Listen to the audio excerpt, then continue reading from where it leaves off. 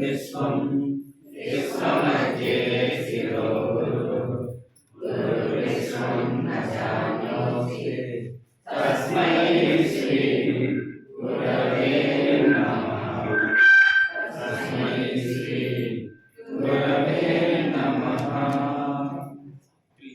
ఓం నమో సమదేవ శ్రీ సాయినాథాయ నమః. నమో శ్రీ గురుదేవ దత్తాత్రేయాయ నమః. నమో శ్రీ సమదరిత గురు భరద్వాజాయ నమః. జన్మనిచ్చిన తండ్రికి నమస్కారం. విద్యాబుద్ధి నేర్పిన గురుదేవునికి నమస్కారం. శ్రద్ధాభక్తులతో ఈ సత్సంగాన్ని చేసిన సాయిబంధుకి నమస్కారం. ఇక్కడే అమ్మాలి చాలా జాడగా ఉంది. మన అవగాహన ఆటోమేటిక్ పనిచేస్తుంది.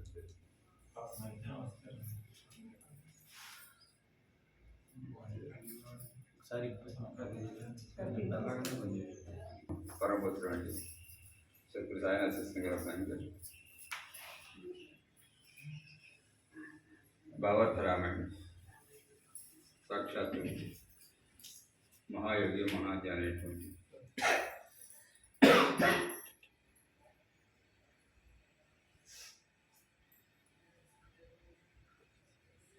జ్ఞానేశ్వర మహారాజ్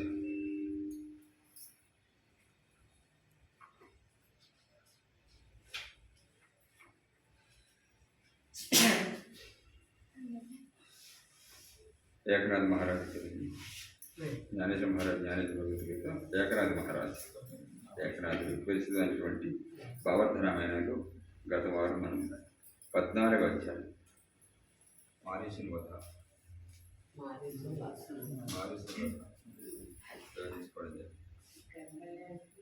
మారీచుడు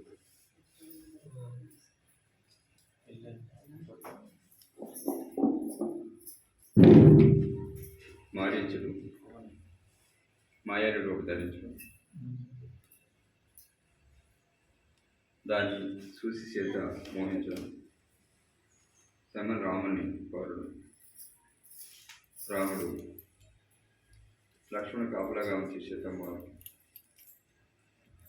మాయలేడి వెంటాడుతూ వెళ్ళడం మాయలేడి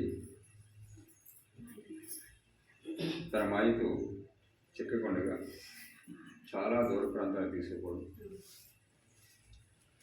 చివరికి రాముడు బాణానికి గురి కావడం తను చనిపోతూ మారీచుడు గట్టిగా దిక్కులు పెక్కడేలాగా రా లక్ష్మణ అని చెప్పేసి లక్ష్మణ పరిగెత్తిరా అని చెప్పేసి కేకేస్తూ పడిపోయి ప్రాణించి పెట్టేస్తాడు.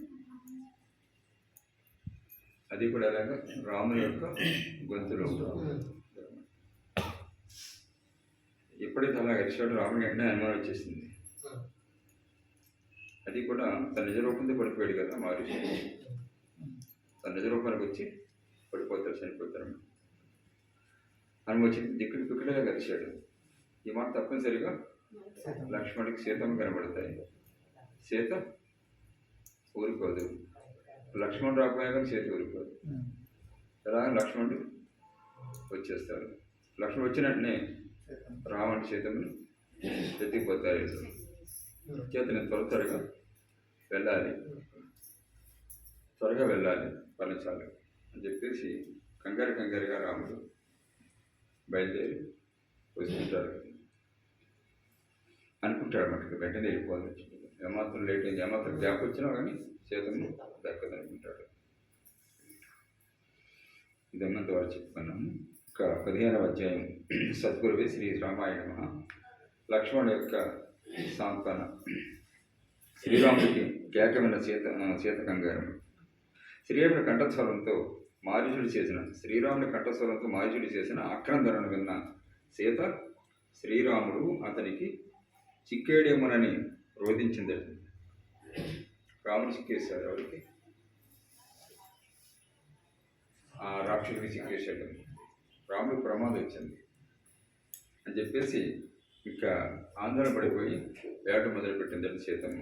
రాముడికి ఏదో అయిపోయిందని చెప్పేసి అది దారుణ భయంకర యోధుడు, సంపూర్ణ రంగ ధీరుడు అయిన రాముడు ధీరంగా లక్ష్మణ రా అని ఆక్రందన చేశాడు.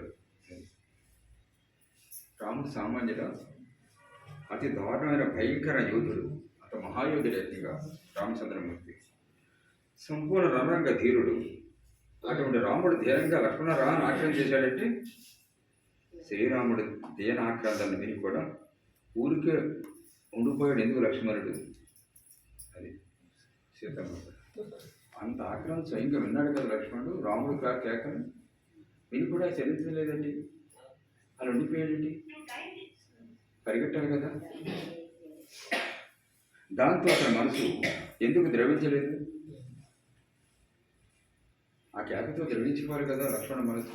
రాముడికి ఏదైందని చెప్పేసి అలా ఉండిపోయాడండి అని సీతమ్మ ఆలోచన. కానీ లక్ష్మణుడు తెలుసు, రాముడికి ప్రమాదం సంవత్సరాలు తెలుసు, సీతమ్మకు తెలుసు. కానీ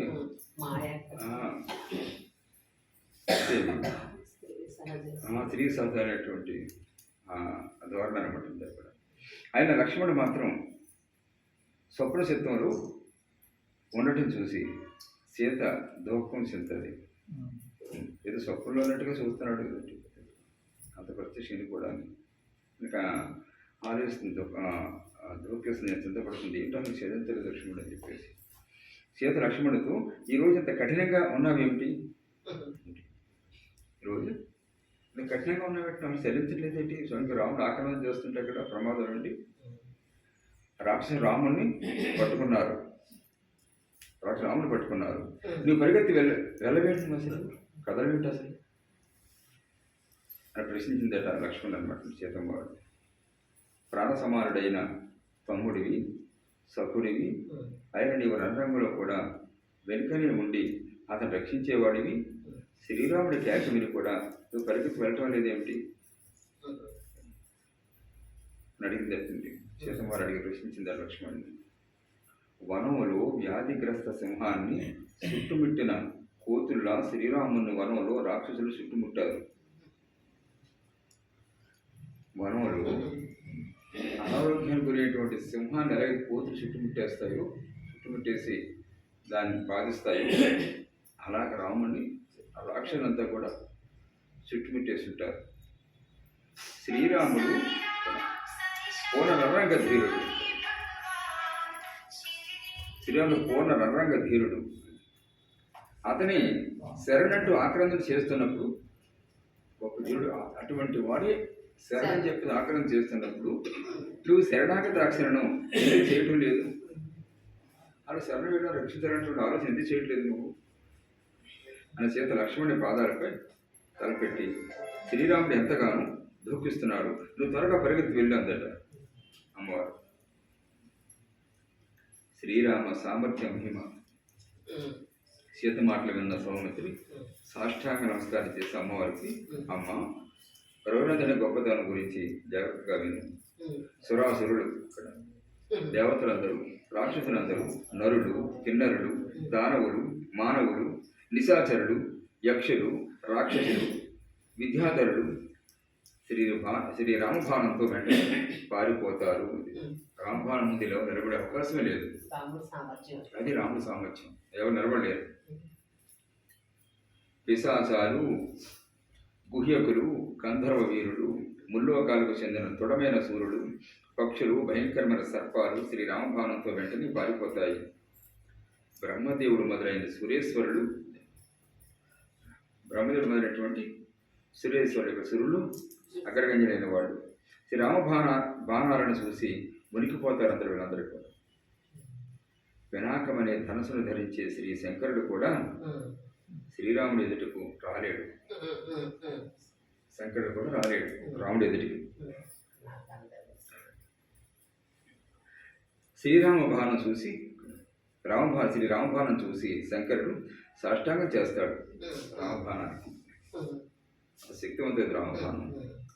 అలాంటి శ్రీరాముణ్ణి ఎవరు చంపగలుగుతారు? వ్యర్థంగా ఎందుకు ఏడుస్తున్నావు? త్రిశురుణ్ణి, కరుణ్ణి, 14,000 మీద రాక్షసుని చంపడం నువ్వు చూసావు కదా కలరా రాముడు. అలాంటి శ్రీరాముని ముందు ఇక్కడ ఆ మృగం ఎంత, ఆ లేడంతా రాముడి ముందు. అది ఇక్కడ అతను ఎలా చెప్పగలుగుతుంది? శ్రీరామ భారత సామర్థ్యానికి మేరు సుందర పర్వతాలు కూడా మునిగిపోతాయి. మేరు పర్వతము, అది మందర పర్వతం కూడా, మందర పర్వతం మునిగిపోతాయి రామభారం ముందు. కలికాలం కడుపు చిన్నాభిన్నం అవుతుంది. కలికాలం కడుపు చిన్నాభిన్నం అవుతుంది. బ్రహ్మాండ బద్దలవుతుంది. ఇది రామభారం. కలికాలం కడుపు చిన్నాభిన్నం అయిపోతుందట. కలి నిలబడలేదట రాముడు ముందు, రామనామ ముందు. బ్రహ్మాండ బద్దలైపోతుంది. సీతకు లక్ష్మణుడు ధైర్యం చెప్పడం, రాముడి యొక్క గొప్పతనాల వర్ణం చెప్తాడు లక్ష్మణుడు. అలాంటి శ్రీరాముని పాపం ఒంటరిగా ఉన్న ఆ మృగం ఎలా చేయగలుగుతుంది? నువ్వు వృధాగా ఎందుకు దుఃఖిస్తావు? శ్రీరాముడు ఎవరి చేత వధింపబడడు. శ్రీరాముడి సర్వులని వధిస్తాడు. నీవెందుకు రోధిస్తున్నావు? శ్రీరాముడికి మృత్యువు లేదు. శ్రీరాముడు శాశ్వత పరబ్రహ్మ అన్న రహస్యాన్ని వశిష్ఠుడు చెప్పే ఉన్నాడు. శాశ్వత పరబ్రహ్మ శ్రీరాముడు వశిష్ఠుడు ముందే చెప్పుకున్నాడు. ఆయనే సాగు పెట్టేసాడు. దాన్ని మర్చిపోయి వ్యర్థంగా రోధించే నీవు పరమ మూర్ఖురాలివి. వ్యర్థంగా గెలుస్తావేమిటి? విషయం మర్చిపోయి అంత మూర్ఖంగాను. లక్ష్మణ పరిగెత్తు పరిగెత్తు అన్న కంఠస్వరం శ్రీరాముడిది కాదు. గుర్తుపెట్టాడు. లక్ష్మణ పరిగెత్తు పరిగెత్తు అన్న కంఠస్వరం ఉంది, శ్రీరాముడిది కాదు. మాయావలేని రాక్షసులు అలా అరిచారు. దాన్ని నీవు నిజమనుకుంటున్నావు. నా మాట విను. మృగాన్ని వెంటనే చంపేసి నీ భర్త ఇక్కడికి వస్తాడు. జానకి ధైర్యం పెట్టుకో గట్టిగా చెప్పారట లక్ష్మణుడు. శ్రీరాముడు వెళ్ళేటప్పుడు ఇచ్చిన ఆజ్ఞను లక్ష్మణుడు గుర్తుకు వెళ్ళినప్పుడు రాముడు యొక్క ఆజ్ఞ గుర్తుకు తీసుకొస్తారన్నమాట. రాక్షసుల మాయావి మాటలను విని నిన్ను ఒంటరిగా ఈ వనంలో విడిచి తన వద్దకు రావద్దన్నాడు శ్రీరాముడు. నా మాట నిజం.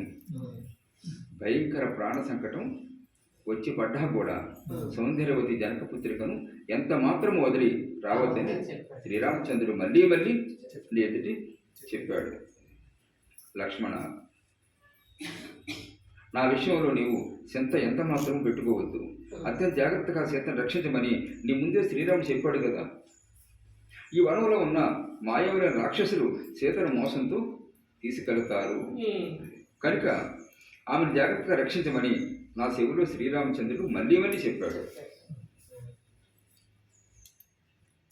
వనములు మనసు మోసగించడానికి అత్యంత వనములు మనను మోసగించడానికి అత్యంత సౌందర్యవతి రూపంలో శూర్పణఖ వచ్చింది. శూర్పణఖ చూసాం కదా, మోసం చేయడానికి ఎంతో సౌందర్యవతిగా వచ్చింది శూర్పణఖ. అదేవిధంగా రాక్షసులు వస్తారు. శూర్పణఖ ఉంది, ఇంకా ఎంతో రాక్షసులు ఉన్నారు కదా, అలాగే రాక్షసులు వస్తారు. కనుక సీతను తిరమాత్రమైన విడవద్దు అని రాముడు చెప్పారు. అని శ్రీరాముడు ఆజ్ఞాపించినప్పుడు నేను ఈ మాట మీద వెళతాను. ఈ వనములు నిన్ను వదిలి నేను రాముడి వద్దకు వెళ్ళను. నిన్ను వదిలి రాముడి దగ్గరికి వెళ్ళను. ఈ వనంలో నేను శ్రీరాముడి మాటలను ఉల్లంఘించి నీ మాట మీద నేను వెళితే రాక్షసుని నేను అపహరిస్తారు. నాకు మరణం తప్పకుండా సంభవిస్తుంది. ఇంత డైరెక్ట్గా చెప్పాడు లక్ష్మణుడు. అనర్థాలన్నిటికీ మూల కారణం స్త్రీ బుద్ధి అంటారు. నిజాత్మ బుద్ధి హితకరమైనది. ఇది నిజాత్మ బుద్ధి హితాన్ని చేకూరుస్తుంది. సద్గురు బుద్ధి సుఖకరమైనది. సద్గురు యొక్క బుద్ధి అట్లండి నిజాత్మ బుద్ధి హితాన్ని చేకూరుస్తుంది. సద్గురు బుద్ధి సుఖాన్ని చేకూరుస్తుంది. పరబుద్ధి వినాశకరమైనది. పరబుద్ధి వినాశకరమైనది, వినాశనం చేకూరుస్తుంది. స్త్రీ బుద్ధి ప్రళయాంతకమైనది. స్త్రీ బుద్ధి అంటే ప్రళయాన్ని తీసుకొస్తుందట. ఏకంగా భార్య మాట వెళ్ళిన జమదగ్ని వెంటనే చనిపోయాడు. కొన్నిసార్లు చెప్తారు. భార్య మాట విన్న జమ దగ్గర మహర్షి వెంటనే చనిపోయాడు. జమ దగ్గర అంటే ఈయన కదా పరశురాముని తండ్రి కదా, రేణుకామాత.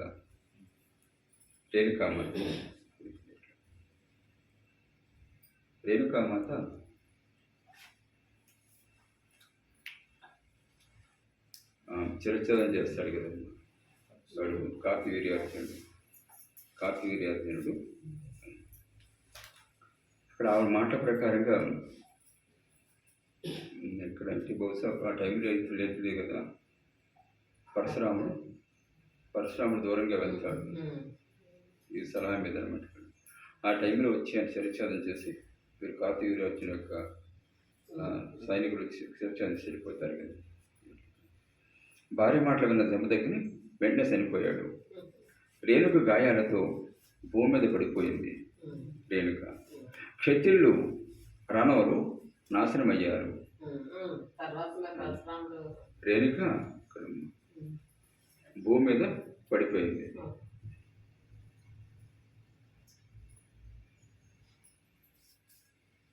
క్షత్రులను నాశనం అయిపోయారు. మొత్తం శత్రు సంహారం చేస్తారు కదా, 21 సార్లు ప్రదక్షిణ చేసినంత కూడా పడిపోయింది. 21 సార్లు క్షత్రియులు వదింపడ్డారు. భూమి మీద రక్తటీరులు పారాయి. స్త్రీ మాట గొప్పతనంలో ఈ చరాచరంలో దుఃఖం సంభవించింది అని చెప్తారన్నమాట. అలా స్త్రీలు చెప్పిన హితోపదేశం అనర్థకం. ఈ గుహలో నిన్ను వదిలేసి నేను తెరమాత్రం కూడా దూరం పోను. గుహలను విడిచిపెట్టేసి తెరమాత్రం కించెత్తి కూడా దూరంగా వెళ్ళను. నేను నాకు శ్రీరామునిపై ప్రేమ లేదన్న నీ భావం అత్యంత కఠినం. నాకు ప్రేమ లేకపోవడం కాదు. నేను ఒంటరిగా వదిలి శ్రీరాముని వెతకడానికి నేను వెళ్ళను. నన్ను కుటీరం బయటకు రప్పించాలని నిశాచరులు రమ్మంటూ కపటంగా కేకలేశారు.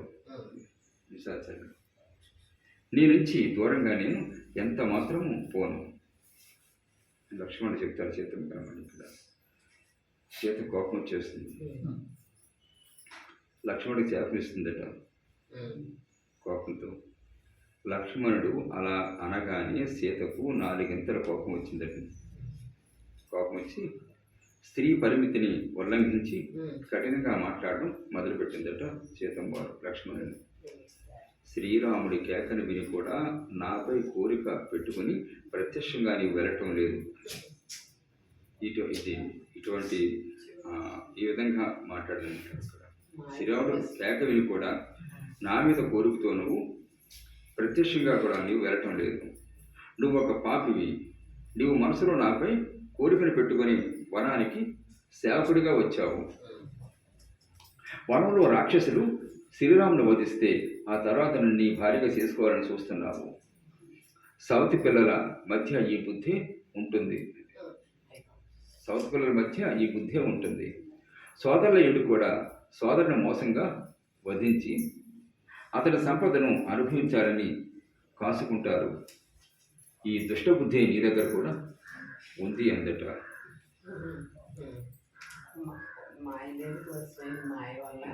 లక్ష్మణ అది ఒక్కసారి ఎప్పుడైతే చిన్న రాంగ్ స్టాప్ పడిందో దాని మీద అన్ని తప్పులు వచ్చేస్తాయి. లక్ష్మణ, నన్ను అనుభవించడానికి శ్రీరాముని సంపారాన్ని అనేక రకాల యుక్తులు ఆ సేవను చేశావు. అంచేత ఎన్ని రకాల సేవలు చేసావు. నీవు విశ్వాసఘాతకుడివి. జనకపుత్రుని భార్యగా చేసుకోవాలి. అత్యంతంగా శ్రీరామ సేవను చేసినందుకు ప్రతిఫలం ఇదే. దీంతో నీ సేవ సఫలమవుతుంది. నీ చేసిన సేవ సఫలమవుతుంది. పరుల భార్యను అనుభవించాలనుకునే దుష్టుడా, వంచకుడా, నీ సేవలోని భావం ఈరోజు స్పష్టమైంది. నువ్వు మహాపాపివి అందట సీతమ్మ.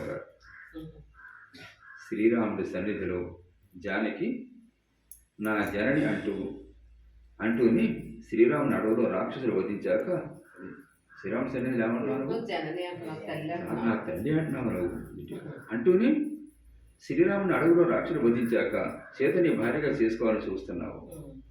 నేను శ్రీరాముడి దాసిని. పరపురుషుడి దేహాన్ని ముట్టను. నా మీద అభిలాష పెట్టుకోవాలని చూసే నీ ముఖం కాలిపోని, నా మీద అభిలాష పెట్టుకోవాలని చూసే నీ ముఖం కాలిపోని. నీవు నన్ను అభిలషించావు కనుకే నా వద్ద నుంచి దూరంగా పోవటం లేదు. నేనే శ్రీరామచంద్రుడి దగ్గరికి వెళ్ళి అక్కడ ఏం జరిగిందో చూస్తాను అందట. ఆత్మహత్య చేసుకుంటానని సీత బెదిరింపు. లక్ష్మణ జాగ్రత్తగా విను. శ్రీరాముడికి దూరమైతే నేను స్వయంగా గంగలో దూకేస్తాను, లేదా అగ్నిలో ప్రవేశించేస్తాను, లేకపోతే విషం మింగుతాను, లేకపోతే పర్వతం మీద నుంచి కిందకు దూకేస్తాను, లేకపోతే వృక్షాగ్రం పైకి ఎక్కి చెట్టు పైకి ఎక్కి ఇక్కడ దూకి ప్రాణాలు వదిలేస్తాను అందట అమ్మవారు. అంతేకాని విషయభోగాల కోసం నీతో ఇక్కడ అంగసంగం చేయను. అందులో కొంచెం కూడా అల్పత్వం లేకుండా నీవు పరిపూర్ణంగా విషయార్థివి. అందులో కొంచెం కూడా అల్పత్వం లేదు. నీ పరిపూర్ణ విషయార్థం ఇక్కడ విషయానికి బానిసైపోతున్నావు. సిగ్గులేని వాడివి. బ్రతికుండగా శ్రీరాముని కాక మరెవరిని స్పర్శించను. అది నిశ్చయంగా తెలుసుకొని శ్రీరాముని భావార్థంతో భజించు. భావంతో భజించు. సీత పలికిన చెడ్డ మాటలు విని సౌమిత్రి శివుని మూసుకున్నాడు. స్వయంగా శ్రీరామనామం చేస్తూ ధోకంతో అత్యంత చింతాకాతుడు అయిపోయేటటువంటి ధోకులు కూలిపోయాడు మాటలు విన్నాక. లక్ష్మణుడి మనక్షోభ సీతకు రామాజ్ఞను స్పష్టంగా తెలియచెప్పడు. లక్ష్మణక్షోభ హృదయాన్ని తూట్లు పొడిసే జానికి వాక్ అనే బాణాలను లక్ష్మణుడు సహించలేకపోయాడు. చూడాలి, అవి అంతఃకరణను దృఢంగా తూట్లు పొడిచినట్లయింది. తూట్లు పొడిచేసింది మనసాన్ని. ఆ మాటలతో ప్రాణాలు వదలాలనుకున్నాడు లక్ష్మణుడు. అలా అత్యంత కఠినంగా మాట్లాడిన సీత ఆక్రోశంతో రోధించింది. అలా మాట్లాడి ఆక్రోశంతో ఏడ్చేసిందట. అది చూసి లక్ష్మణుడు దారుణంగా క్షోభించి మాట్లాడాడు. దారుణంగా ఏడ్చి లక్ష్మణుడు కూడా ఏడ్చి ఇలా మాట్లాడాడట.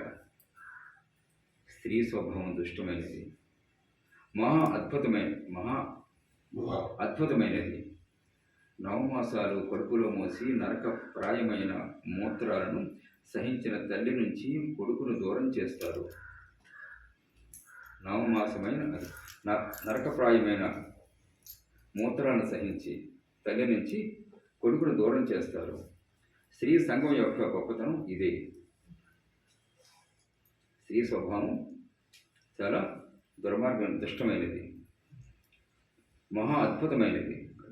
నవమాసాల కడుపులో మూసి నరకప్రాయమైన మూత్రాలను సహించిన తల్లి నుంచి కొడుకును దూరం చేస్తారు. ఎవరు? స్త్రీలటి. స్త్రీ సంఘం యొక్క గొప్పతనం ఇది.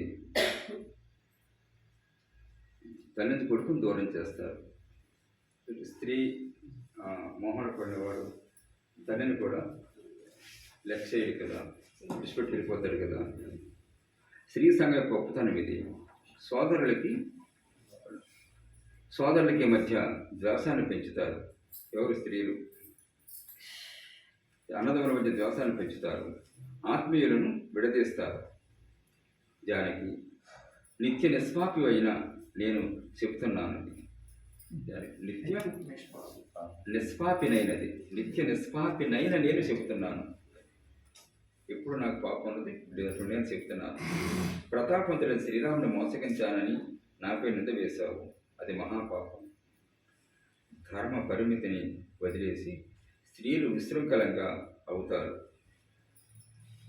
ధర్మ పరిధిని వదిలేసి ధర్మ యొక్క పరిధిని దాటేసి స్త్రీలు విశృంఖలంగా అవుతారు. జనకపుత్రి శాపంతో దాన్ని నేను నా కళ్ళతో ఈరోజు చూశానంటాడు. నా కళ్ళతో నేను చూశాను అంటే మిమ్మల్ని చూసి ధర్మ పరిధిని వదిలేసి ఎలా విశృంఖలంగా మాట్లాడతారో స్త్రీలు ఇప్పుడు చూశాను నేను. శ్రీరామాజ్ఞను ఉల్లంఘించమని నన్ను శపించి బాధిస్తున్నావు. నీకు నాకు సాక్షిగా ఇక్కడ సమస్త జీవులు దాన్ని వింటున్నాయి. అన్ని జీవులు వింటున్నాయి. మన ఇద్దరికి సాక్షిగా తల్లి నానా రకాలుగా బాధ పెడుతూ మాట్లాడుతున్నా సరే నిన్ను వనంలో వదిలి దూరంగా నేను తిరమాత్రమైనా పోను. ఎంత బాధపడ్డాక నేను మాత్రం పోను. శ్రీరామాజ్ఞను నేను శిరస వహిస్తాను అని చెప్పాడు. అప్పటికి కూడా లక్ష్మణుడు, నీవు నన్ను శపించావు, ఆ పాపం నీకు చుట్టుకుంటుంది. నీవు నన్ను శపించావు, ఆ పాపం వచ్చేదంటే నాలో దోషం ఉంటే నాకు చెందుతుంది. నాలో దోషం లేదు కనుక అది నీకే చుట్టుకుంటుంది ఆ పాపం. శ్రీరాముని సద్రూపంతో కలవకుండా నీవు 6 మాసాలు దోహక నరివేస్తావు.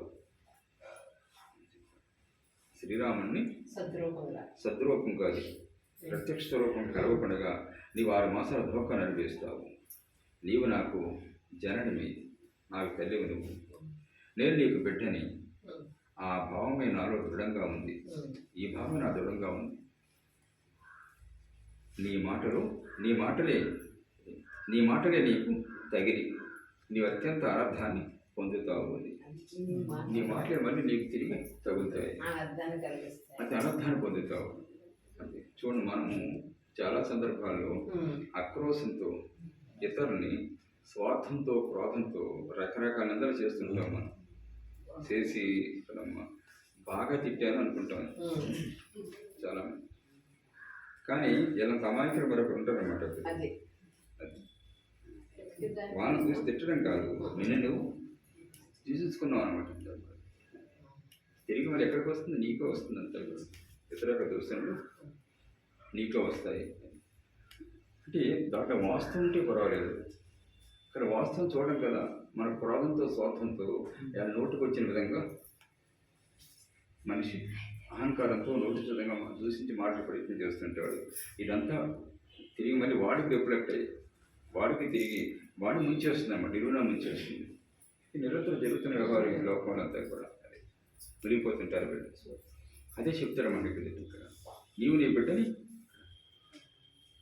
నీ మాటలే నీకు తగిలి నీవు అత్యంత అనర్థాన్ని పొందుతావు. లక్ష్మణుడి శపథం నిస్సహాయంగా అతను వెళ్ళిపోవడం శపథం చేశాడు కదా, నీవు నా తల్లివి, నేను నీకు పుత్రుని అన్న సద్భావమే నా మనసులో ఉంది. అయినా మృగాన్ని వధించి రాముడు కలిసినప్పుడు ద్వంద్వ బంధనాల నుంచి విముక్తునవుతాను. అయినా మృగాన్ని వధించి రాముడు కలిసినప్పుడు ద్వంద్వ బంధనాల నుంచి 2 బంధాల నుంచి కూడా విముక్తునవుతాను. నేను రక్షించడం కోసం శ్రీరామాజ్ఞతో నీ వద్ద ఉన్నాను. ఈ బంధం విముక్తి అయిపోతాను. నేను రక్షణ కోసం రామాజ్ఞ నీ దగ్గర ఉన్నాను.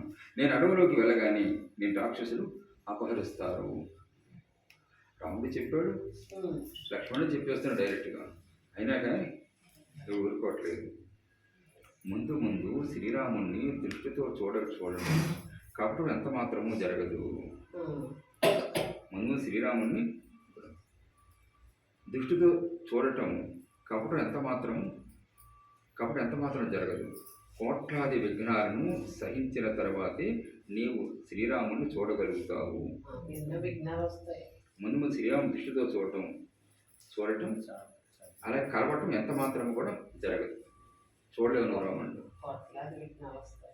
అలా రాముడు చూడడానికి కోట్లాది విఘ్నాలు సహించిన తర్వాత కానీ నీకు శ్రీరాముని చూడలేవు అన్నట్టు లక్ష్మణుడు.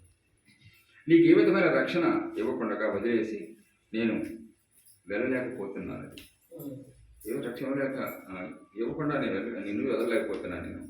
అయినా నా శుద్ధ భావాలన్నీ నేను పూర్తిగా రక్షిస్తాయి. అది నా భావాలు పవిత్రమైన భావాలే కనుక నేను తప్పగా రక్షిస్తాయి. వాక్శుద్ధి అది మహనీయుడికే ఉంటుంది. అది అంటే సత్యాన్ని ధర్మ నమ్ముకున్న మహాత్ములు మాత్రమే ఆ వాక్శుద్ధి ఉంటుంది. ఆ మాట అన్నారంటే జరిగింది, ప్రకృతి శిరస వస్తుంది అనమాట. చేత అయినా నా శుద్ధ భావాలన్నీ నేను పూర్తిగా రక్షిస్తాయి అంటారు. ఆశ్రమం నుంచి వెళ్ళేటప్పుడు రేఖను గీసి దాన్ని దాటవద్దని సీతకి చెప్పాలి. నీవు నా మాటను లెక్క చేయకుండా ఎందుకు వచ్చావని శ్రీరాముని అడుగుతాడు కనుక అందుకోసం రక్షణ రేఖను గీసి నేను వెళ్తున్నాను. గీసి వెళ్తున్నాను. శ్రీరాముడికి అత్యంత ప్రియుణ్ణి, లెవికల్ప శుద్ధ యోగుణ్ణి ఆయన నేను గీసిన ఈ పరిమిత రేఖ బ్రహ్మాదికులకు కూడా ఉల్లంఘించరానిది. అంత శక్తి అన్నమాట లక్ష్మణ రేఖ అంటే అంతటి పవిత్రమూర్తి అనమాట. ఎంత పవిత్రమూర్తి అయితే వాళ్ళ వాక్కి అంతటి పవర్ ఉంటుంది, అంతటి శక్తి ఉంటుంది. వాళ్ళ మాటకి వాళ్ళ ఆలోచన కానీ మాటకు కానీ చేత కానీ అంతటి శక్తి ఉంటుంది. పూర్వము మహాత్మునికి ఆ శక్తి ఉండేది అంత. వాళ్ళు ఒక మాట అన్నారంటే అది జరిగి తీరవలసింది. మన పొద్దున్న సాయంకాలం తిట్టినా ఒకటే జరగదు. ఇచ్చేదంటే ఆ పవిత్రత మనలో లేదు కనుక తెలుసుకోండి.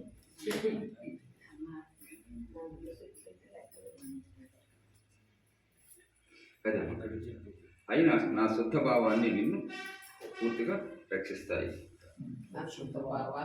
పూర్తిగా రక్షిస్తాయి.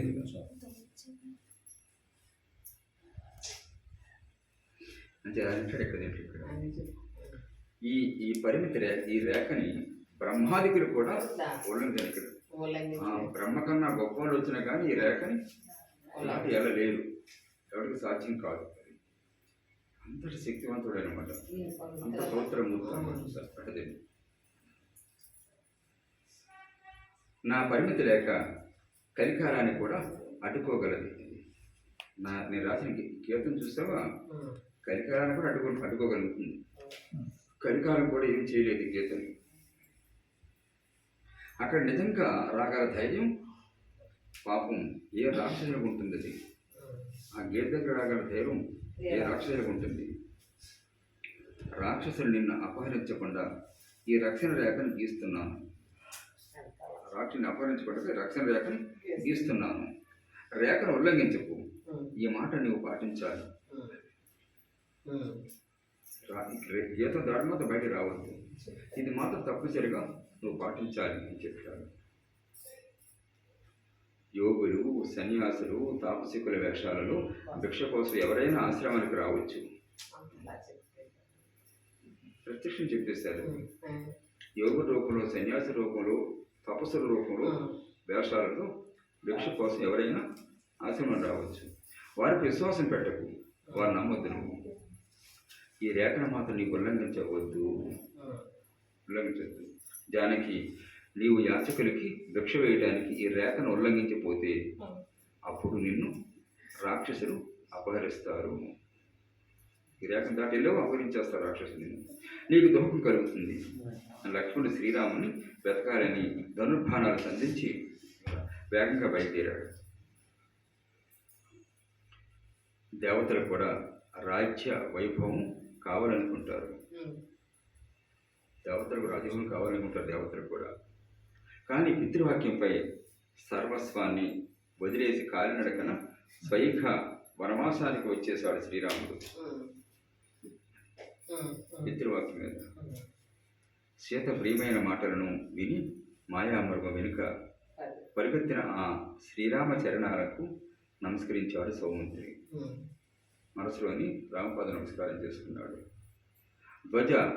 వజ్రాంకిత రేఖలతో ఉన్న శ్రీరామ పాదాలను చూడాలని నిజసకుడు లక్ష్మణుడు స్వానందంతో ఇక్కడ ఊగిపోతూ నడిచాడు.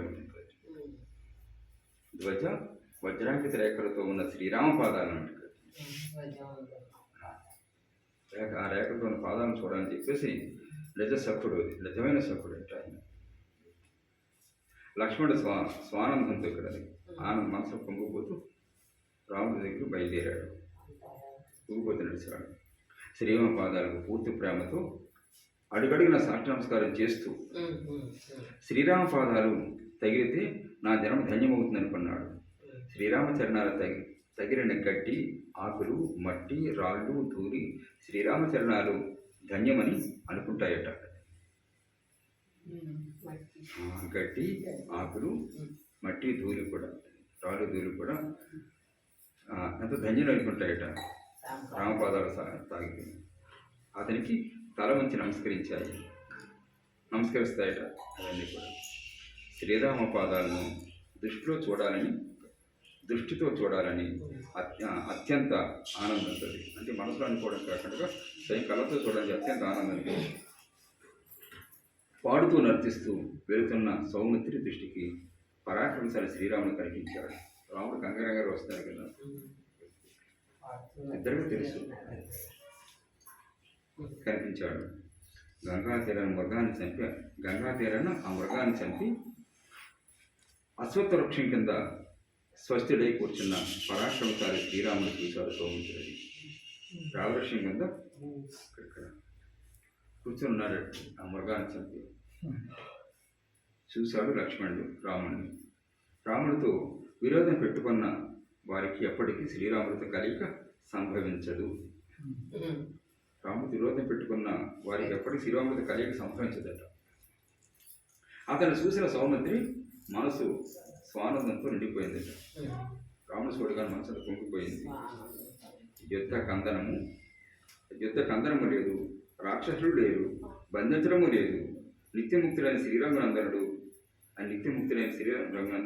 సుఖ సంపన్నంగా ఉండటం చూశాడు.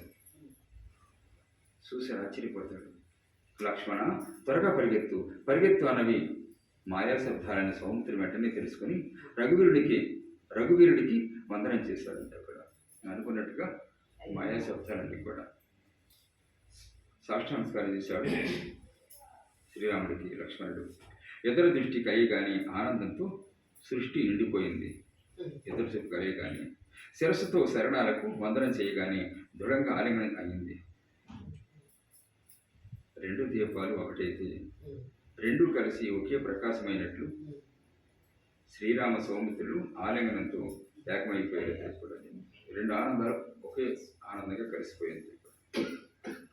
సముద్రంలో పడ్డ ఉప్పు స్వయంగా తాను సముద్రం అయినట్లు, అలాగే శ్రీరామ లక్ష్మణులు పూర్ణత్వంతో పరిపూర్ణులయ్యారు. ఇద్దరు కూడా పూర్ణత్వంతో నిండిపోయారు. అంటే ఏకాత్మ భావాలు గెలిపోయారు. అంటే ఏదైనా భావం లేదు అక్కడ. శ్రీరాముడికి తాను రాముడు అన్నది గుర్తు రాలేదు, లక్ష్మణుడు తాను భక్తుడన్నది గుర్తుకు రాలేదు, రామభక్తుడన్న విషయం గుర్తుకు రాలేదు. మాటలు కుంటుపడి మౌనం తెగిపోగా, మాట కుంటుపడిపోయి మాట రావట్లేదు. ఏమంటే మౌనం తెగిపోగా ఇద్దరు ఆనందంతో నిమగ్నమైపోయారట. సీత శాప వచ్చిన వర్షంతో బాధించిందన్న విషయం లక్ష్మణుడికి గుర్తు రాలేదట. సీత శాప వాక్కులతో తన బాధిన విషయం గుర్తు రాలేదట. ఆనందంలో పంచవటికి వెళ్ళాలన్న ఆలోచన కూడా శ్రీరాముడు కలగలేదట.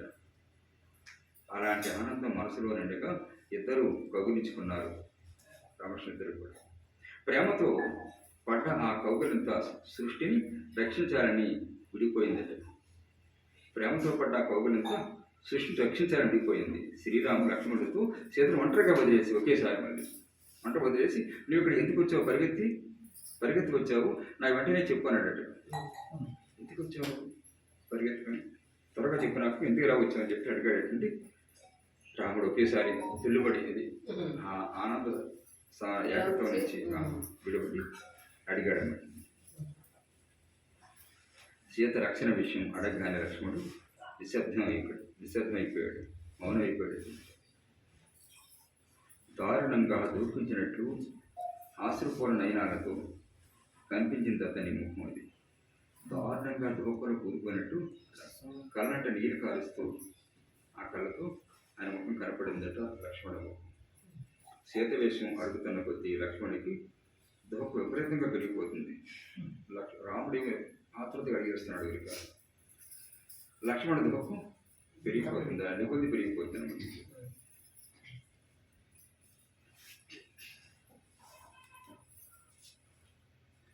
సీత సౌమిత్రిని కఠినోక్తులతో ఎంతో బాధించి తన వద్దకు దయవేసినందువల్ల ఇతను అత్యంత దుఃఖంతో రోధిస్తున్నాడు. సౌమిత్రి నా మాటను ఉల్లంఘించడు, లక్ష్మణుడు నా మాటలు ఉల్లంఘించడు, అయినప్పటికీ అతని మనసును తూట్లు పొడిచే మాటలతో సీత ఆజ్ఞాపించిందని సర్వజన శ్రీరాముడు చక్కగా తెలుసుకున్నంతే. సామాన్యంగా లక్ష్మణుడు ఇలాగ రాడు, నా మాట ఉల్లంఘించడు. కానీ కఠిన వచనాల వల్ల, కఠిన శాపవచనాల వల్ల ఇలాగ వచ్చాడు తప్ప, లేకపోతే నా మాటను ఎంత మాత్రం ఉల్లంఘించడు. స్త్రీ మాటల కఠినత్వం వల్ల సీతను ఒంటరిగా వదలటం సంభవించింది. స్త్రీ మాటలనే దారుణ బాణాలు హృదయాన్ని పూర్తిగా తేల్చడం వల్ల దాంతో లక్ష్మణుడు ఎంతగానో దుఃఖించి తన దగ్గరకు పరిగెత్తి వచ్చాడు. సీతను వదిలేసి ఎందుకు వచ్చావని శ్రీరాముడు అడగగానే లక్ష్మణుడు అతని పాదాలు పట్టుకొని ఎక్కి ఏడ్చేసాడు. రామపాదాలు పట్టుకుని కంతగా ఏం చెప్తాడు, కోట్లాది విఘ్నాలు వచ్చినప్పటికీ పంచిబట్టుని నేను వదిలేవాడిని కాదు, పంచిబట్టుని వదిలేవాడిని కాదు. అయినప్పటికీ సీత చేసిన ఆరోపణలను విని నేను వెంటనే పారిపోయి రావాల్సి వచ్చింది. దారుణమైన ఆ మాటల వెంటనే మరణం రావాల్సింది. మాట వినగా నాకు చనిపోవలసింది అసలు. కానీ నీ నామస్మరణతో నా ప్రాణాలు రక్షించబడ్డాయి.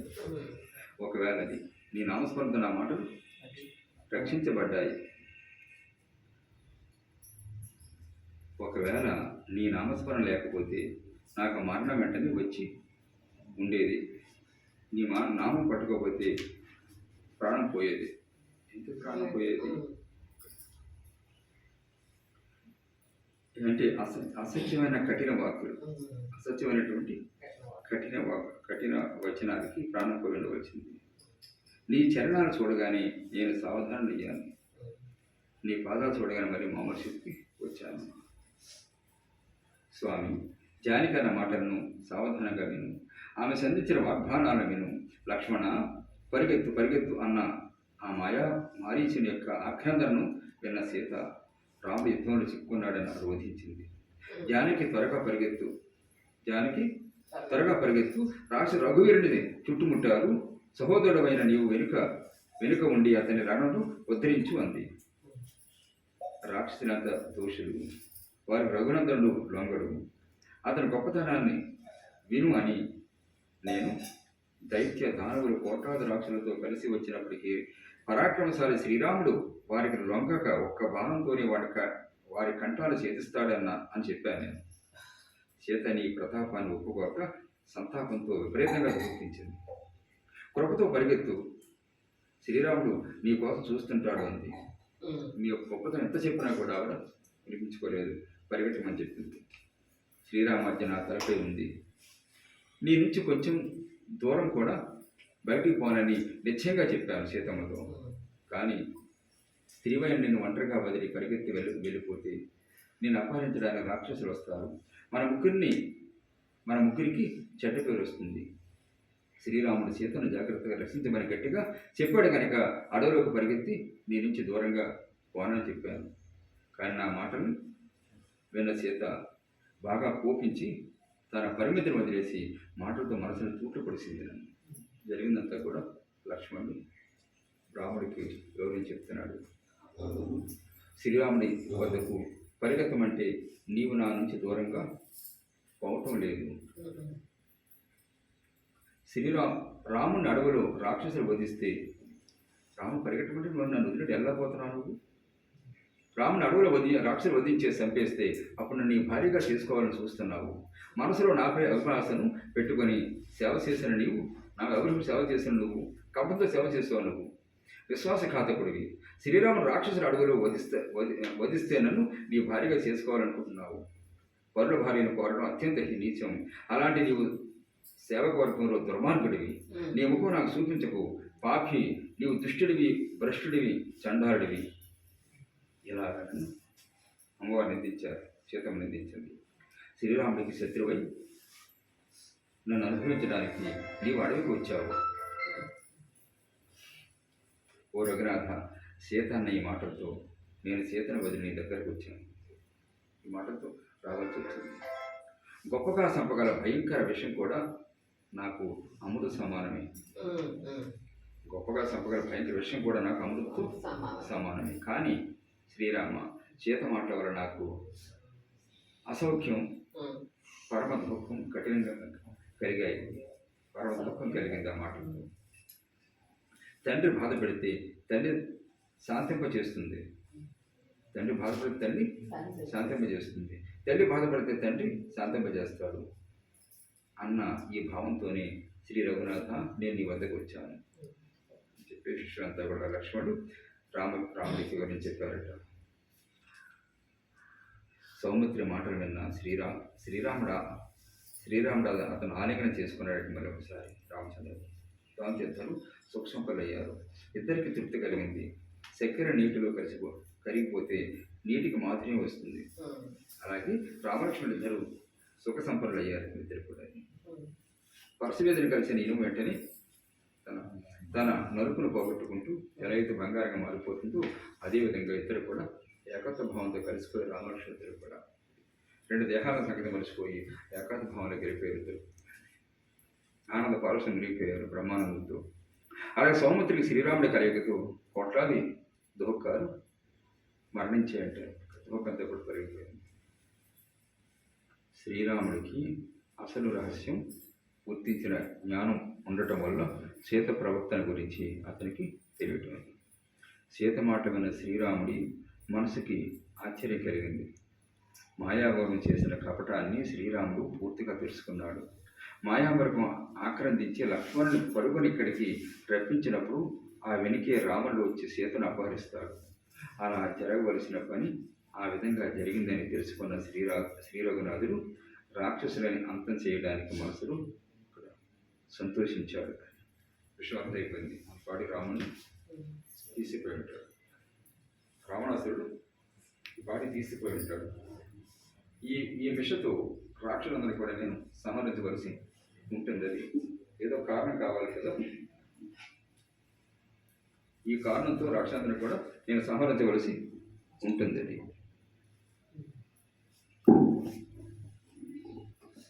అలా జరగవలసిన పని ఆ విధంగా జరిగిందని తెలుసుకున్న అది జరగవలసి ఉండి అలా జరిగింది తెలుసుకున్న శ్రీ రఘునాథుడు రాక్షసుడు అంతం చేయడానికి మనసులో సంతోషించాడు.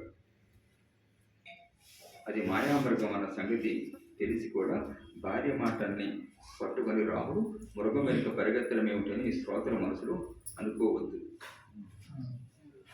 ఈ మాయామృగం తెలిసి కూడా ఎందుకు పరిగెత్తాడు రాముడు? వెళ్ళకూడదు కదా శ్రోతలు అనుకుంటారేమో, అనుకోవద్దు. స్త్రీ కామంపై అత్యంత ప్రీతితో కామాశక్తితో శ్రీ రఘుపతి మాయామృగం వెంట పరిగెత్తలేదు. స్త్రీ మీద కామ కోరికతో స్త్రీ మీద ఉన్నట్టు అత్యంత ప్రేమతో ప్రీతితో కామాశక్తితో శ్రీ రఘుపతి మాయామృగం వెంట పరిగెత్తలేదు. గ్రంథోక్తిలోని రహస్యాన్ని వినండి. ఈ గ్రంథంలో రాసిన యుక్తిగా రాసిన విషయంలో రహస్యాన్ని జాగ్రత్తగా వినండి. సీత కేవలం భార్య కాదు, పరమభక్త శిరోమణి అయినందువలని పరమభక్త శిరోమణి అయినందువలని కాలినడకన శ్రీరాముణ్ణి సేవించాలని అడవికి వచ్చింది. అంతే కదా. కైకేయి రాముడు ఒక నిర్మాణం తప్ప సీతమ్మ నిర్మాణం లేదు, లక్ష్మణుని వినమని లేదు. రాముని విడిచి ఉండలేనటువంటి సీత లక్ష్మణుడు వెంట వచ్చారు సరిగా. అంతటి భక్తి శిరోమణి అయినందువల్లే ఆవిడ హంసదుర్గ పర్వతం మీద సకల సుఖాలు అనుభవించే సీతమ్మ అరణ్య క్రూరమ్మ గారి మధ్యన రాళ్ళు రెప్పలు ఏమండి ముళ్ళ పొదలతో కూడినటువంటి అడవిలో నడుచుకుంటూ రావడం ఏంటి? అలా ఎత్తుగా రాగలిగింది ఆవిడ. మహాభక్త శిరోమణి అయినందువల్లే అలా రాగలిగింది ఆవిడ, లేకపోతే ఎలా రాగలుగుతుంది? అంచేత భార్య అన్న విషయం పక్కన పెడితే ఆవిడ గొప్ప మహాభక్త శిరోమణి. అడవికి వచ్చింది ఆవిడ. శ్రీరాముడు రాజ్యంలో ఉన్నప్పుడు కూడా సేవకుల సేవలు ఆమె భాగం పంచుకునేదటండి. రాముడు రాజ్యంలో ఉన్నప్పుడు కూడా రాముడు సేవ చేస్తుంటే ఈవిడు కూడా సేవ చేసి సేవలు పంచుకునేదట. స్వయంగా తానే అతని సేవ చేయాలని ఉల్లాసంతో అడవికి వచ్చింది. అది ఈసారి చక్కగా ఈగని సేవ చేసుకొచ్చిన ఉల్లాసంతో అడవికి వచ్చింది. నిర్వికార భక్తురాలైన సీత మనోగం తెలిసిన శ్రీరాముడు ఇక్కడ నిర్వికార భక్తురాలు. ఇక్కడ ఈ వికారమైన భక్తులైన సీత మనోగతం తెలిసిన శ్రీరాముడు ఆమె కోరికను తీర్చాలని స్వయంగా మృగం వెనుక పరిగెత్తాడు. సహజంగా అది నిర్వికార భక్తురాలు, ఎటువంటి వికారైన భక్తురాలు అంట, పరమ భక్తురాలు. అటు సీత మనోగతం తెలిసినటువంటి శ్రీరాముడు ఆమె కోరికను తీర్చాలని స్వయంగా మృగం వెనుక పరిగెత్తాడు. భక్తుల మాటల కోసం స్తంభంలో నుంచి నృసింహావతారంలో ప్రకటమైన శ్రీరాముడే మృగం వెనుక సీత సుఖ సంతృప్తుల కోసం పరిగెత్తాడు. భక్తుల మాట కోసం, మహాభక్తులైనటువంటి భక్త ప్రహ్లాదుల కోసం స్తంభంలో నుంచి నృసింహావతారంగా వచ్చాడు.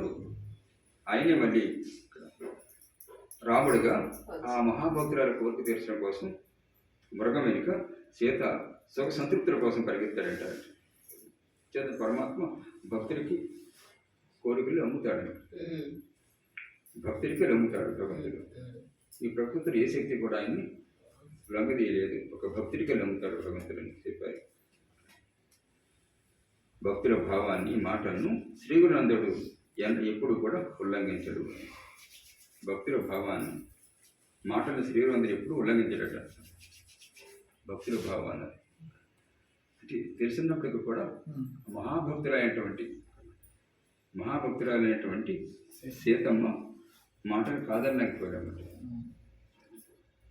సీత పట్ల సద్భావంతో మృగమని పరిగెత్తాడు. అది ఆయన భావాన్ని బట్టి భగవంతుడు ఉంటాడు. ఆ భావం అటువంటిది అనమాట.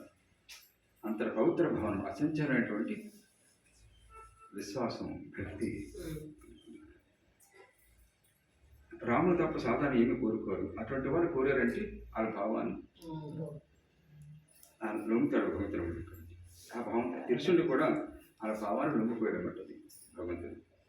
ఇందులో సందేహం లేదంటారు.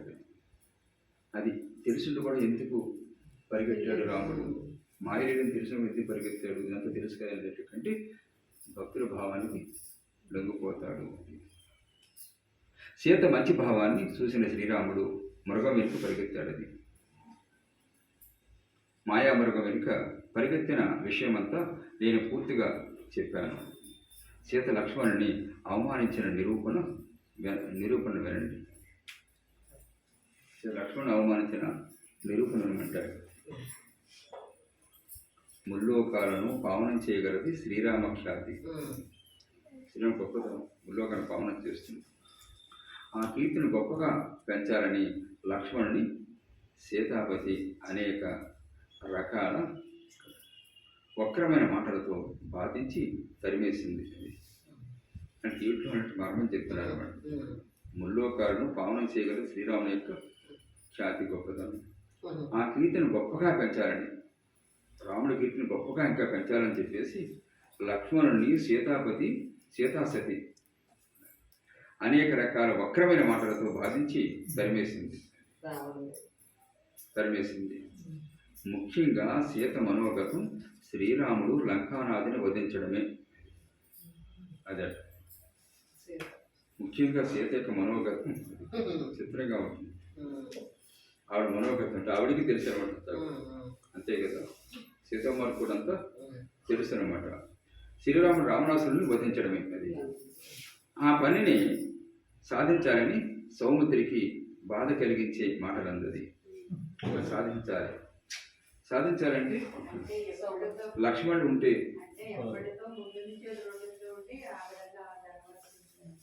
అదే కార్యకారణ సంబంధం అంతా కూడా. అంటే వాస్తవానికి చూడాలంటే మహాశక్తి కదా, జగన్మాత స్వరూపం కదా. ఆవిడ తెలియకపోవడం ఏంటంటే అక్కడ కారణం కల్పించకపోతే అక్కడ రాక్ష సంహారము, రావణ సంహారము జరగదు కదా. ఆ పని సాధించాలి సౌమిత్రికి బాధ కలిగించే మాటలందట. అది శ్రీరామ, సీత, సౌమిత్రుడు ముగ్గురు మూర్తులు కూడా అతి పవిత్రుడు. అది శ్రీరాముడు, సీతామాత, ముగ్గురు పవిత్ర మూర్తులు. శ్రీరామ చరిత్రను ప్రకటించడానికి ఆ విచిత్రమైన కథను చెప్తున్నానండి. రామచరిత్రను ప్రకటించడానికి అది ముగ్గురు పవిత్రులు. అంటే ఇలాగ ఈ సంఘటన ఎలా జరగకపోతే ఇక్కడ ఆ దుష్ట శిక్షణ అన్నది జరగదు. జరగదు. అవతారాల యొక్క అవతార కృత్యాలను అవతార కృత్యాలను అది కూడా నిర్దిష్ట పరమార్థంతో కథను చెప్తూ స్పష్టంగా ప్రకటించడం కఠినం. రూపవతి సీతాసతి లక్ష్మణుణ్ణి శపించిందనటం మూర్ఖమైన మాటలు అంటారు. అది రూపవతి అని సీతాపతి శపించడం మూర్ఖుల యొక్క మూర్ఖమైన మాటట. శపించడం పెట్టి సరికాదట. ఈ కథలోని మర్మం అత్యంత రహస్యం అంటారు. అత్యంత రహస్యం. ఇతరుల మనోగతం తెలుసుకొని వ్యవహరించి శ్రీ రఘునాథుడికి కీర్తి అగాధం. ఇది మనోగతం స్పష్టంగా తెలుసు. చేతంటే పరబ్రహ్మం కదా ఆయన. అలా తెలుసుకుని వ్యవహరించే శ్రీ రఘునాథుడికి కీర్తి అగాధం అంటారు. ఆయన కీర్తి అగాధం. జగత్తు శ్రీరామనామంతో పునీతమవుతుంది. రామనామంతో పునీతమైపోతుంది జగత్తంతా కూడా. శ్రీరామ కథలోని అక్షరం క్షరాక్షరాలకు అతీతం.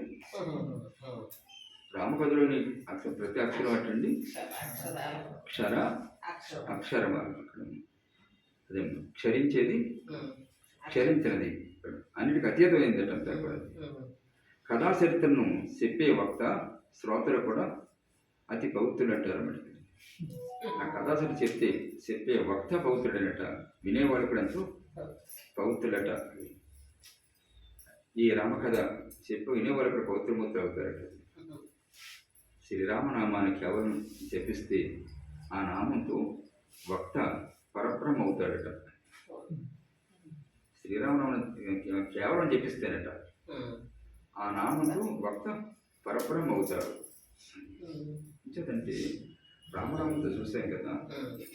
ఏమండి రాఘవేంద్ర స్వామి ఏమో సమర్థ రామదాస్ స్వామి, అలాగే భక్త రామదాసు, అలాగే శివటమ్మ, అలాగే రంగన్న బాబు ఏమో, అలాగే ఈ మహాయోగులందరూ కూడా రామనామంతో వాళ్ళు పరబ్రహ్మగా మారిపోయారు, దేవుడిగా మారిపోయారు. వాడు మామూలుగా కష్టాల కోరిక ఆశించి కాదు రామాను స్మరిస్తూ వాళ్ళు కూడా తానే దైవంగా మారిపోయారు ఈ మహాయోగులంతా కూడా రామనామంతో. శివటమ్మ చూసి తెలిసింది కదా, రామ అనుకోవి ఏమండి సమయం బయటపడిపోతామని చెప్తుంది, మనిషిపోయి కర్మ తినేస్తుందని చెప్పిందమ్మ. అంతటి శక్తివంతమైనది రామనామం. ఇది మన ఋషులు యోగులు మన పూర్వలను అనుభవించి మనకి ఎంతో గొప్పగా చెప్పారు. అంచేతి ఇంత పతిత పావనమూర్తి. ఇక్కడ పతితుడు అంటే పాపాత్ములు, పాపాత్ములు పావనం చేసేవాడు సమర్థత రామనామానికి రామరూపానికి ఉంది ఇక్కడ. అటువంటి పవిత్ర రామమూర్తి రాముడి యొక్క మన ఆలయం ప్రతి పేట కట్టుకోవడానికి కారణం ఏంటంటే అంత గొప్ప మూర్తి కనుక. రామాలయం లేనటువంటి ఊరు పేట ఎక్కడ కానీ కనిపించదు. అది చిత్రం ఏంటంటే కలి ప్రభావం వల్ల ఈనాడు ఆ రామనామానికి ఈనాడు దూరం అవుతున్నారంటే చాలా చిత్రం కదా. కనీసం రామాలయం కట్టుకుని కూడా వారంలో ఒక్కరోజు కలిసి శనివారం పూట నాకు కనీసం రామనే పాపన పోవట్లేదంటే అంటే దురదృష్టం అంతా. అస్సలు కించెత్తు కూడా మనిషి చరించలేదు ఎక్కడ కూడా. ఒక్కరోజు కనీసం ఒక్కరోజు శనివారం పూటాన వెళ్ళి శ్రీరామ్ జయరామ్ జయ జయరామ్ అనుకోమన్నా కూడా అన్నాకి ఎంత మాత్రం కూడా ఇష్టపడలేదు అసలు కూడా మనిషి. గట్టిగా అలాంటి చెప్తుంటే పల్లెలు అంతా కూడా వాళ్ళు రావట్లేదండి నేను ఒక దానిలో ఏం చేస్తానండి అంటారు అన్నమాట. ఇచ్చే తప్ప అదేంటి ఇక దేంట్లో ఎవరు కూడా నాకెందుకు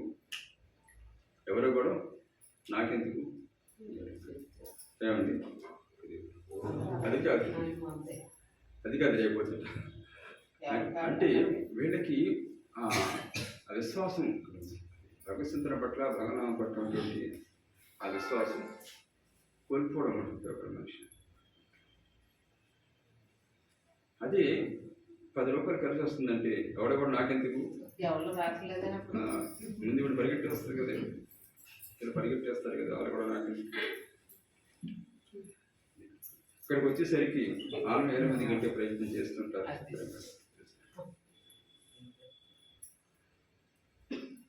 అది మన చరిత్ర తిరిగేస్తే అంచేతి ఆశ్చర్యం సాయినాథుడు సక్రమతాసార సాయినాథుడి చరిత్రలో రామాయణ ప్రత్యేకత కనపడుతుంది మనకి విశేషం. అలా అని చెప్పేసి హిందూ మతం అంటే ఇష్టం లేకపోతే రాముడు అంటే ఇష్టం అని కాదు, దాని విశిష్టత వచ్చి ఉంటుంది అన్నమాట.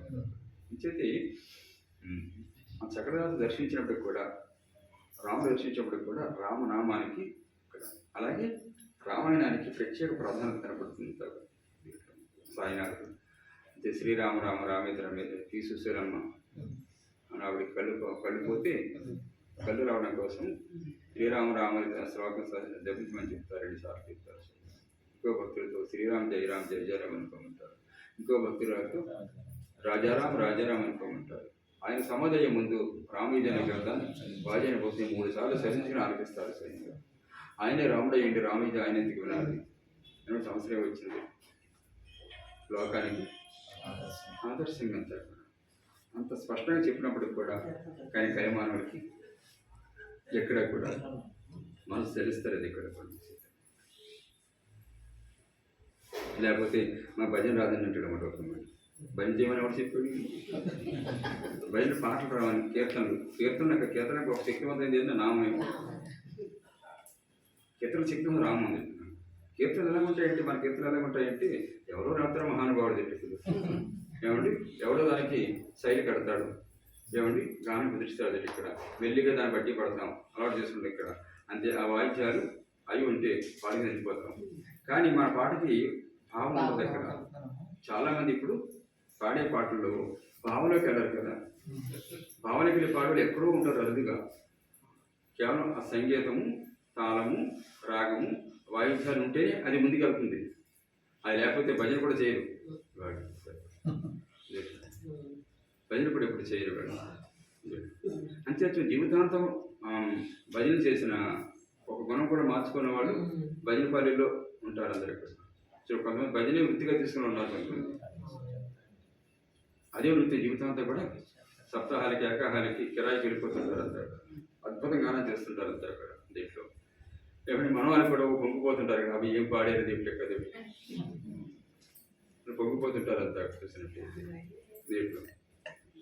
అది ఎవరో నామం చేస్తుంటే వీళ్ళు రుచించింది. ఇచ్చేదంటే నామం ఎవరు రుచిస్తుంది? నిజంగా భక్తిని రుచిస్తుంది అంతా కూడా. ఇది అందరూ గానప్రియులే, అందరూ కూడా భావప్రియులు ఎవరున్నావు? అందరూ గానప్రియులు అందరూ కూడా. అది కూడా సాయినాథులు ఎంతో చక్కగా చూపిస్తారు. ఒకసారి ఒక వృద్ధుడికి వరుసని గొంతుతో ఒక వృద్ధుడు పళ్ళు ఉడిపోయి దవడలు ఉనికిపోతున్నాయి. సాయం చూడగానే భక్తి పారవశ్యం కలిగి ఆనంద పారవశ్యంలో ఇక్కడ పాడుతుంటాడు. భావాల నుంచి పాడుతుంటాడు అన్నమాట. పాడుతుంటే ఇక్కడ భావకాలను ఆనందభాస్వాలు వచ్చాయట. కానీ మనకు ఎలా కనిపిస్తుంది అంటే ఇక్కడ ఆ భోజనూరు ఆడాడు పాడదారు అలాగే పాడాలి గొప్పగా లేడు ఊరికి అనుకుంటారు. కానీ ఇచ్చేదంటే మనకేంత గానప్రియులు కదా, మన గానం కావాలి. ఇక్కడ ఆ గానం అయితే మనం రుచించదంతా ఇక్కడ. కానీ సాయినాథుడు కానీ ఆనందభాస్వాలు గారేట, ఆనందభాస్వాలు గారేట బాబకాళ్ళు అంటారు. అని ఇంకో సందర్భంలో ఒక ఒక ఒక గొప్ప గాయకుడు వచ్చి అద్భుతంగా గానం చేశాడు బాబు ముందు. ఇక్కడ ఆ గానం మనలో పరవశించిపోతాం అమెరికా ఆ కాల్ చేయకుండా. అది మున్సిపల్ పార్టీ పెడతారు పెళ్ళికి చూడండి. ఇక్కడ అరగంట సేపు మైమర్చిపోతుంది ఇక్కడ. అది అయిపోగానే అదే పోయిన దిగిపోతుంది అంతే. అక్కడ అదే పోయిన దిగిపోతుంది. కానీ నిజమైన రామభక్తుడికి దిగదట్టది.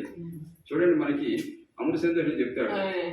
అమృత సంతోషం చెప్తారు ఇక్కడ ఏంటో ఏది బొమ్మి చెప్తారు. ఇక్కడ 4 మంది చేసుకున్న వాడికి మంగు తినే వాడికి. ఇప్పుడైతే ఇప్పుడు కొత్త మందులు వచ్చేది.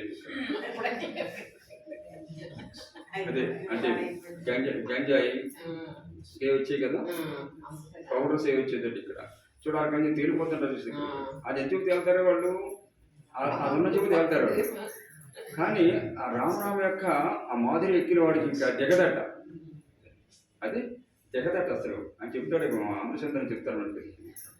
అది ఎక్కిందంటే మళ్ళీ దిగదట, ఆనందానుభూతి దిగదట, మళ్ళీ కింద దిగదట అసలు కూడా.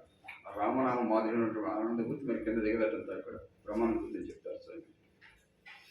అంత గొప్పగా ఇక్కడ అదే అంతా పాడేసిన తర్వాత బాబా అన్నారు ఇక్కడ, నీకు గానం ఇష్టం, నాకు భావం ఇష్టం అన్నారు సార్.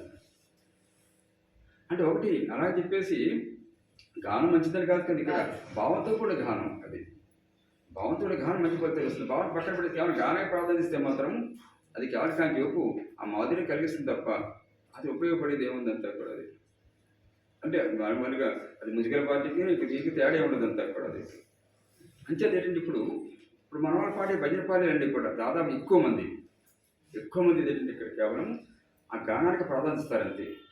శ్రోతలు దానికి ప్రాధాన్యత ఇస్తారు, పాడేవాడు దానికి ప్రాధాన్యత ఇస్తుంటాడు అంతా కూడా దీంట్లో. అంతేగాని వీళ్ళందరూ వెళ్ళి కనీసం కానీ చూపురే అందరూ భజన పాలేలే పాడాలా, ఇక్కడ మీరు వెళ్ళి కానీ చూపు ఒక 10 నిమిషాలు శ్రీరామ్ జయరామ్ అని అంటే ఇక్కడ మాకేమొచ్చి అంటాడు అన్నమాట. బయట కాలక్షేమం చెప్పుకుంటుంటారు శ్రీరామ్ జయరామ్ జయ జయరామ్. ఇప్పుడు మహాభక్తులంతా అదే కదా, రామనామంతో స్మరించారు అక్కడ రామాధుర్యం. అదే చూడండి మనం రంగస్థల నాటకాలు చూస్తుంటాం. రంగస్థల నాటకాల్లో ఇది రామాంజనేయ యుద్ధం చూడండి. ఇక్కడ సన్ముఖ ఆంజనేయరాజు అనేవాడు ఆ రామాన్ని పట్టుకుంటే అరగంట తీసేవాడు రాడు, అరగంట పొంగిపోతాడు ఆయన చూస్తే.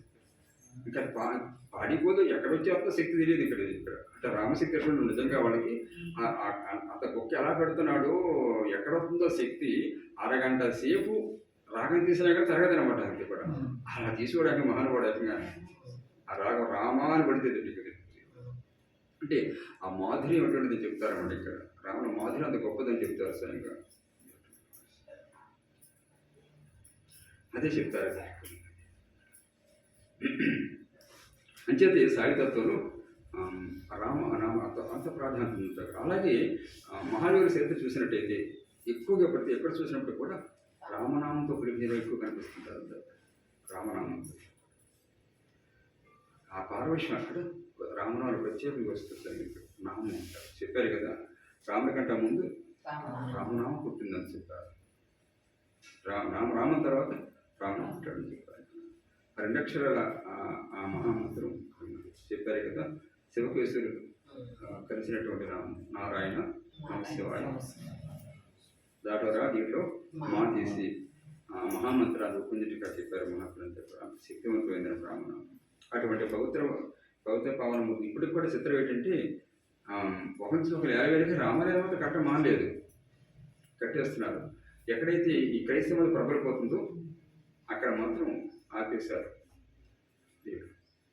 క్రైస్తవ మతం ప్రబలిపోయింది, మొత్తం ఊళ్ళో మారిపోతున్నాయి కదా, సంఘాలు మారిపోతున్నాయి. ఇది కలికాల వైపరీత్యం అని చెప్పాలి కదా. ఇంకేదంటే అక్కడన్నా ప్రత్యేకించి ధర్మం లేదు కదా. ఎక్కడ ధర్మం అన్నది సత్యం. ధర్మం ఎక్కడ కనపడుతుంది? శ్రీమద్ రామాయణ ధర్మం కనపడుతుంది మనకి. సమగ్రంగా ధర్మం ఎక్కడ చూస్తుంది ఇక్కడ. మిగతా ఇంత మహత్తర ధర్మం సనాతన ధర్మం అంతా ఇక్కడ అక్కడ కనపడే అవకాశం అంతా కనపడదు. ఏదో వాళ్ళు ఉన్నంతలేదు ప్రార్థన చేసుకోవడం తప్ప అంత చెప్పాలిగా ధర్మం అక్కడ మనకు ప్రత్యేకించి కనిపించదు అక్కడ. అలాగే ఇప్పుడు జరుగుతున్నటువంటి ఇతర మత ప్రసారం కూడా ఏంటంటే అది కూడా వ్యాపార ధోరణిలో జరుగుతుంది తప్ప అది ఇక్కడ అది ధర్మం కోసము లోక శ్రేయస్సు కోసం జరుగుతున్నది మాత్రం కాదు. లోకసేవం జరుగుతుందంతా కూడా చెప్పాలంటే ఒక సనాతన ధర్మమే లోక శ్రేయస్సును కోరుకుంటుంది. ఎప్పుడు కూడా లోకానికి లోక సంస్థ సుఖరూపవంతని సనాతన ధర్మం కోరుకుంటుంది. దీంట్లో మిగతాలంతా కూడా వాళ్ళ దగ్గర శ్రేయస్సి వాళ్ళు కోరుకుంటుంటారంతా. అదే సనాతన ధర్మం గొప్పదనం స్వామిగా అనమాట. అంచేత శ్రీమద్ రామాయణం అన్నది కేవలము ఒక జాతికి, ఒక దేశానికి, ఒక ప్రాంతానికి కాదు. ఇక్కడ సకల ప్రపంచానికి ఆదర్శం చెప్తారంటే ఇక్కడ రామాయణాన్ని అనుసరిస్తే లోకం సుభిక్షంగా ఉంటుంది. అలాగే ఈ అకృత్యానికి ప్రారంభానికి అక్కడ అవకాశం ఉండదు. ఎప్పుడైతే అటువంటి రామాయణం మరుగున పడిందో, రామతత్వం అక్కడ పెట్టారో అప్పుడు ఈ లోకాన్ని ఆనందం ఉన్నది తప్పదు. ఇప్పుడు జరుగుతుంది అదే కదంతా. లోకం చూస్తున్నట్టయితే మనకి అంటే రాక్షసులు అంటే కొమ్ములు, కోరలు, ఆకృతులు కాదు దీంట్లో అవి పక్కన పడితే కొనాలన్నీ కూడా రాక్షస కొనాలంతా కూడా రాక్షస కొనాలి మనకి సర్వత్రా కనిపిస్తున్నాయి అంతా కూడా. కొంతమంది అంటున్నారు కదా ఇక్కడ సనాతన ధర్మాన్ని నాశనం చేయాలి అని ప్రతికున్నారు కూడా కొంతమంది ఉన్నారు నాయకుల్లో కూడా. ఎంతోమంది ప్రత్యక్షంగా చూస్తున్నాం కదా. అంటే ప్రత్యక్ష రాక్షసు స్వయంగా సనాతన నాశనం అయితే లోక వినాశనం తప్పదు. అంతగా సనాతనంగా బతుకుందగానికి లోకం ఇలాగనే ఉంది, లేకపోతే లోక వినాశనం తప్పదు. అదే కలియుగాంతం నాశనం చెప్పాల్సింది.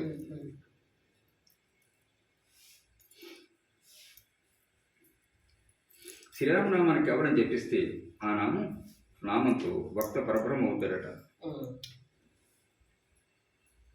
ఎవరైతే జపించాడో ఆ భక్త జపించిన వాడు పరబ్రహ్మ అవుతాడు.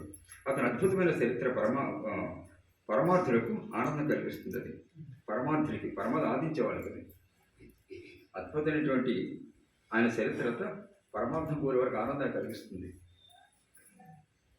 ఏకాంతారాధన శరణంతో శ్రీరామ లక్ష్మణులు కలిశారు. ఇటు సీతను రావణుడు స్వయంగా అపహరించాలని చూశాడు. సీతను పంచవటి నుంచి తీసుకెళ్ళడానికి రావణుడు కపట వ్యవస్థతో వచ్చినప్పుడు వారిద్దరి ధర్మగోష్ఠి అవుతుంది. సీతకి గోష్ఠి అవుతుంది. అనుపమానమైన కథను పరిశీలించింది. తర్వాత అధ్యాయంలో సీతాపర్ణ వారిద్దరి మధ్యన సంభాషణ ఇంతకున్న తర్వాత అధ్యాయం మనకు వర్ణించే ప్రయత్నం చేస్తారు.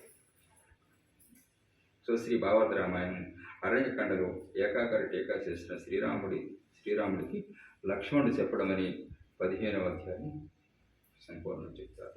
ఇక్కడ 16వ అధ్యాయంలో సీతాపర్ణ ఘట్టాన్ని మనం అందించే ప్రయత్నం చేస్తున్నారు.